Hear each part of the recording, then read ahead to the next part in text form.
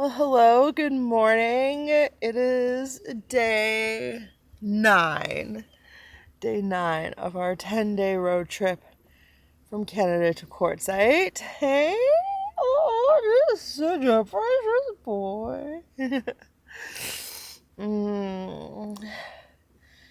We've been enjoying a very nice morning. I woke up just after 5 a.m. And yeah, I really like waking up when it's dark out and having coffee and just having slow time to snuggle with Frank and just be cozy before the sun comes up. So yeah, it was, it's not good for me to be getting like 3.5 or 4 hours of sleep, but when I do, it is a good opportunity to like reset things. So the melatonin I took last night had me nodding off by like 9 p.m. So I was able to get a good night's sleep. I woke up early naturally. Now I've like finally got around to making coffee. I've just been drinking water and stuff, and yeah, and then we're just chilling here, make breakfast, and then the sun will come up and I'll get to enjoy that. Good morning, Frankie. Oh, you're such a precious boy. Oh.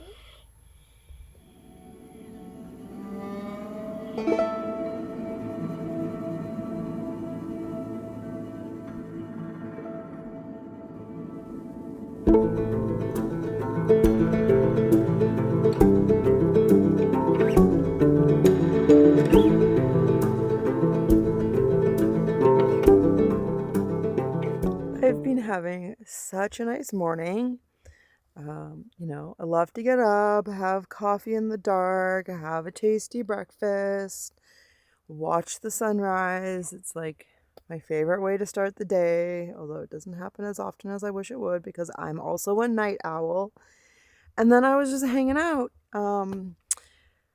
Mostly doing emails and stuff, which is honestly my least favorite thing to do, but it feels really, really good to get that done early in the morning so it's not hanging over me. I don't have to be like, oh, I should do this. I don't want to. Anyways, and I was just getting moving, about to get Frank out and get changed, and I spilt coffee all over my bed. Like, I should know better. That was such a moron move. Thankfully, it's like such a dry place. There was, again, no condensation, so it's gonna dry out, and I'm not worried about mold, but it did like go through like the top blankets down to the mattress, and so until I can do laundry, like my bed's gonna smell like coffee. Not the worst thing, honestly, not that bad of a thing, but I spilled coffee yesterday. I just feel like my life is like one long series of spilled coffees.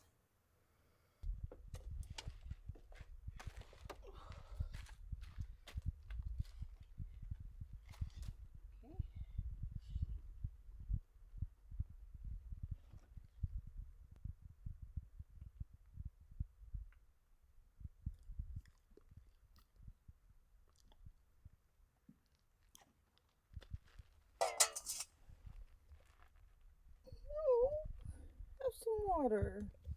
Hey.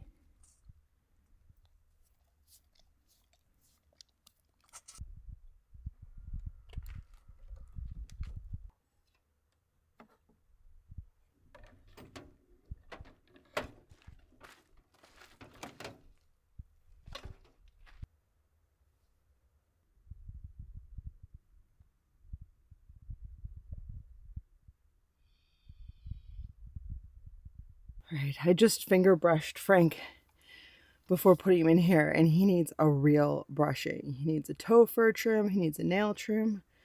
Boy just needs an entire spa day to adapt to this climate. It is 9:45. I feel so hot already. We're gonna roll out. We're gonna cruise through Death Valley. I might make some roadside stops, and then we're headed back into Nevada to see a friend, somebody who many of you might know, somebody who helped me install this beautiful ceiling in the cab. That means I'm not having heaps of condensation and literal rain in here. So I'm very grateful for his health, and he is just such a calm, pleasant person who I can relate to in a lot of ways because he's been on the road as long as me and making videos even longer.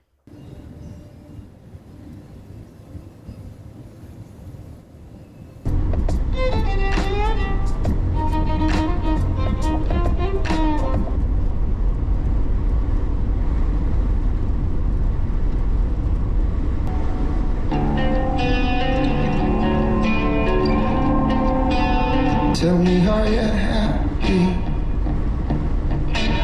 Or is it only real and shared? Can't put my finger on the source of doubt. Love ain't real, that's the things in the world. Oh my love, oh my love. All right, I've just stopped to go for a really short walk in Death Valley National Park. It's called Golden Canyon, and there are so many people here.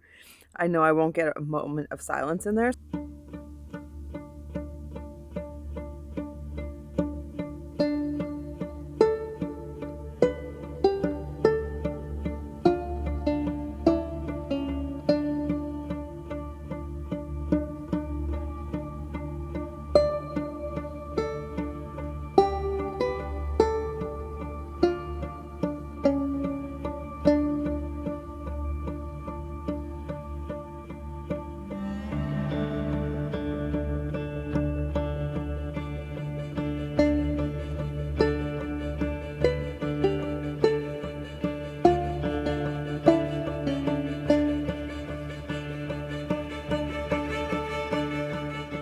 Well, Frank was cool as a cucumber, not even panting when I got back, so that's good.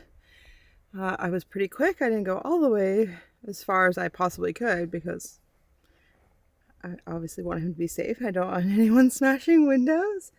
So I got vanilla chai for the road.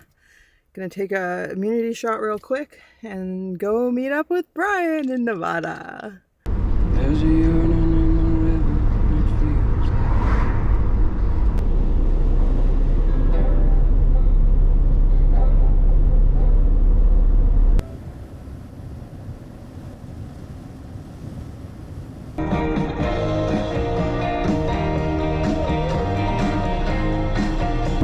Always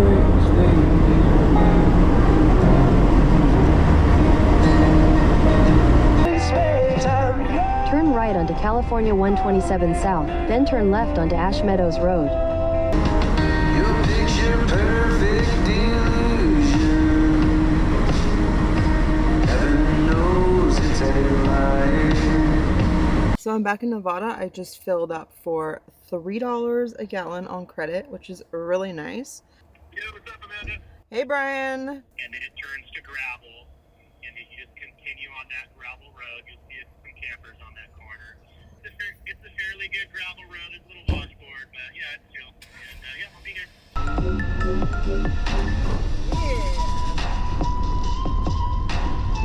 Your destination is on the right.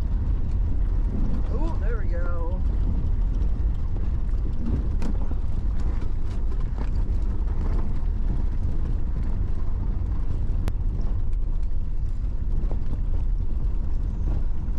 So I'm here with Brian, AdventureVanMan. We've just been hanging out and shooting the shit about YouTube, eh? Yeah, Yeah? that is what we're doing. Yeah. And so this is my 9th day of 10 driving down to RTR, an event I've never been to before, but you've been many times. Been many times. I can say I've only skipped one since 2015. Okay. So maybe 8 or 9. And then this one. You're and not then this going. one, yeah. I don't think I'm able to make it. So, as an experienced RTR-er, do you have any tips for somebody attending? Yeah, I'm sure I could come up with a few things. The event has changed a lot over the years. A lot of you know that it was on public land for quite a few years, and then it got too big, and they switched it to the town park in Quartzsite, which I think was a good move for the numbers. Mm-hmm.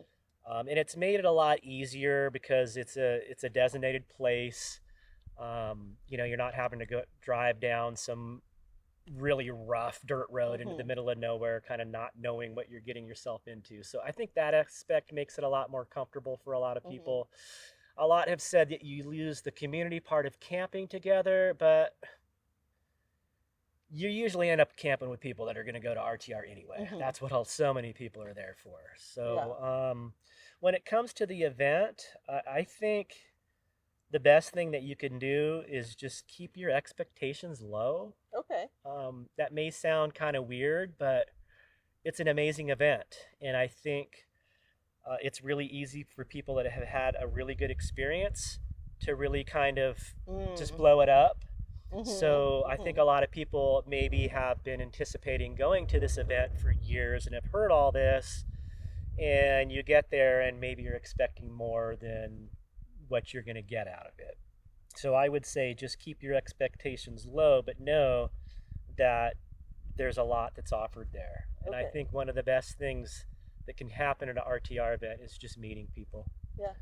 And if you're someone that has a tough time socially and meeting new people, my advice would just to stay calm and relaxed, and things will just happen organically, you know. Yeah. And if they don't get discouraged. If you know you spend, and this is all stuff I'm going off of feedback I've heard from people that are like, yeah, I went and I thought I was going to make more friends, and you know, keep that. You know, maybe you won't make your best friend in the world at RTR, but a lot of people do. Yeah. So I would say just keep an open mind, but yet keep your expectations low. Yeah. And I think that's just good advice for anything. Yeah, all of life. Yeah. So especially van life. Yeah. Yeah. But there's just so much good stuff there. Great people, great information. Again, an opportunity to meet like-minded people.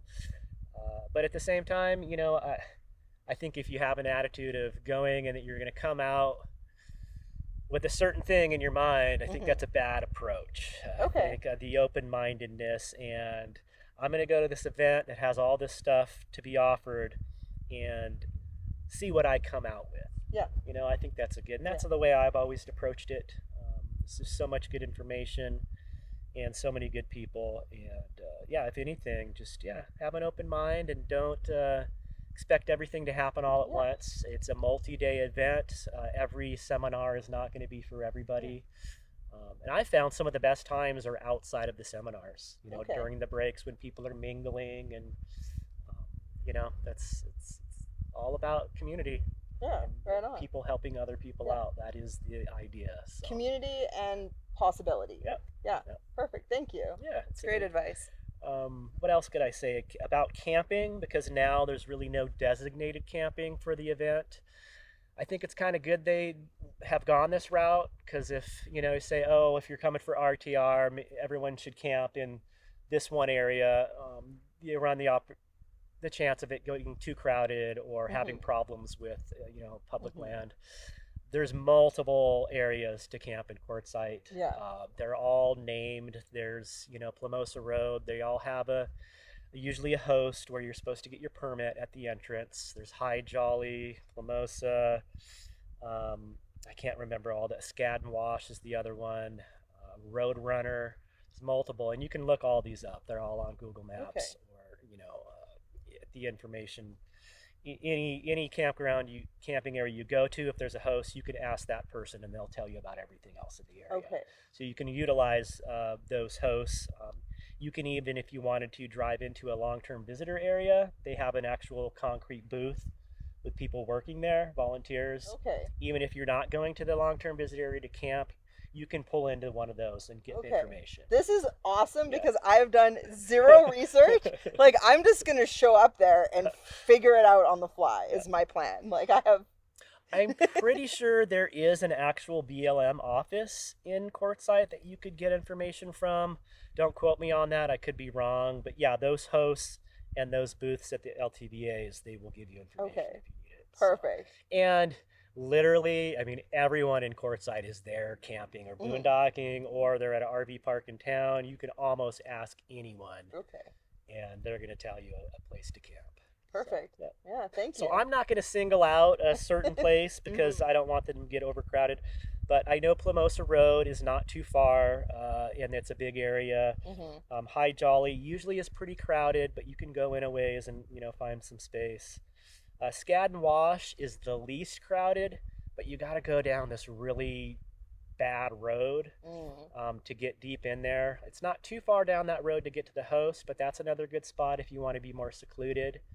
But if you're looking to be around people and meet people, any of those other areas, I think the camp etiquette when it comes to BLM and Quartzsite, because there's so many people, you try to give people their space, but it's almost unavoidable sometimes. I've had experiences where I'm camped, and I'm there and it's not that busy. And as 3 or 4 days pass, it starts to get busier. And the next thing you know, a big RV park's like right next to me. I'm like, why did you do that? And then I look around, I'm like, oh, I see why, because it's filled out. Yeah. You pretty much have to at one point. So, when it comes to that, that's boondocking in general. The etiquette. And that should be expected going to one of the most popular boondocking places. More crowded. This time of year, So, I would say have an open mind with that. Keep your defenses on the low with that. People are all there with the mind that we're all camping together. So if you're a type that really wants to be isolated, that's going to be up to you to go find your isolated spot. And if someone comes and crowds you, I would just move instead of trying to confront them and ask them to not crowd you. You're just going to get an altercation. That's always been my etiquette. And if somebody ends up seeing me pee, they end up seeing me pee. That's on them for parking right next to me. No, we're all one big happy family out there. But you do got to be careful, and there's all types. I get a lot of comments about Quartzsite of people's experiences, and they're like, "Oh, all the trash tweaker camps," and I'm like, I just don't see those. I don't know where they're talking about, but obviously you want to use your own judgment, and you can kind of pick your crowd. You see, if you're in a van, you kind of huddle up with the van people, and if you're in a big RV, you huddle up with the big RV people. Not gonna roll into Class C camp with this rig. it all kind of works out. Cool. I'm looking forward to it. You're gonna have a blast. I'm so stoked you're volunteering and speaking. If anyone watching and you get a chance, you got to meet this girl. She's awesome. Thank you. And Frank will be there, wheeling around. Just be respectful of Frank. He's wary of strangers. Don't touch Frank. Try to pet him. He will bite you. Gently. No blood. That's how Hobbs was. That's fair. Frank has been absolutely loving the sun, bud? And this is our little campsite. Got Chuck there, got Frank. We got our own little Joshua tree and Brian's rig. And Brian is just setting up to cook us some food. You can hear him rummaging around inside. He's gonna set up the grill and film that. And does your rig have a name? I never named it. I think when I first got it, I was like Cajon, because that's box in Spanish. Okay. But I've never really been a vehicle name person. That's fair. It's box fan. Yeah. Cool.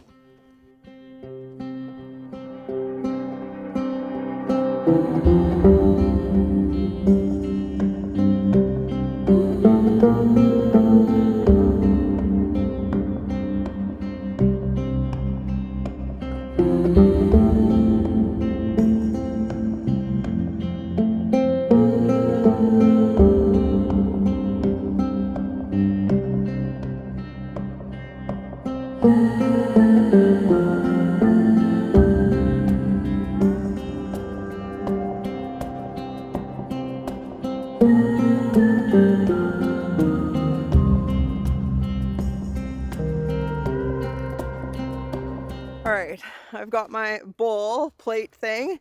Brian has cooked us dinner and made us a fire, and I've just been gallivanting about filming the sunset. So thank you, Brian.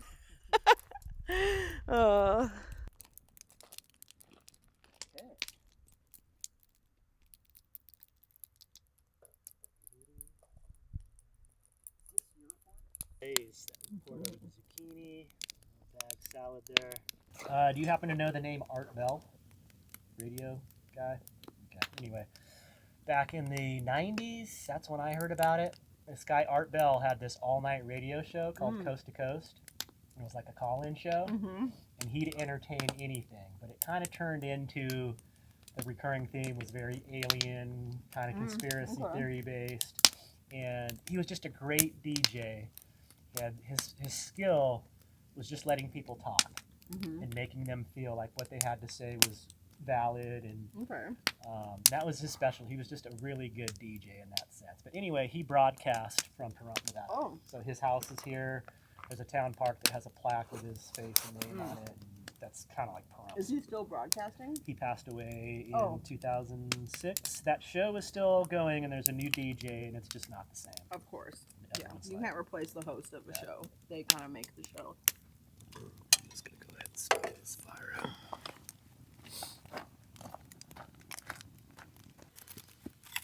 Yeah, I'll make you dinner now, Frank. I've been like so out of touch with. It's January. Yeah. What's going on? What year is it? It was really, really awesome to catch up with Brian. Frank was super excited to see him screeching and yipping with joy. So it was really cool to see that Frank remembered him.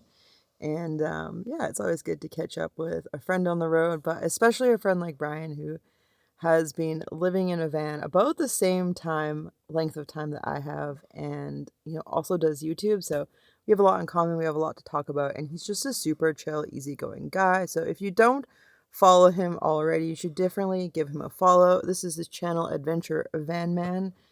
And yeah, thank you so much for joining me for this 9th day of my 10-day drive from Canada to Quartzsite, Arizona, which means tomorrow I'm going to be arriving in Quartzsite. I have a huge day tomorrow. I got to go through Vegas, and I'm going to Trader Joe's again, so I'm pretty stoked on that. But yeah, hopefully you'll come back tomorrow to join me for the rest of the adventure. Thank you so much for watching all the way through. A huge thank you to patrons and to channel members, and I'll see you tomorrow. He's so happy, bud. Yeah.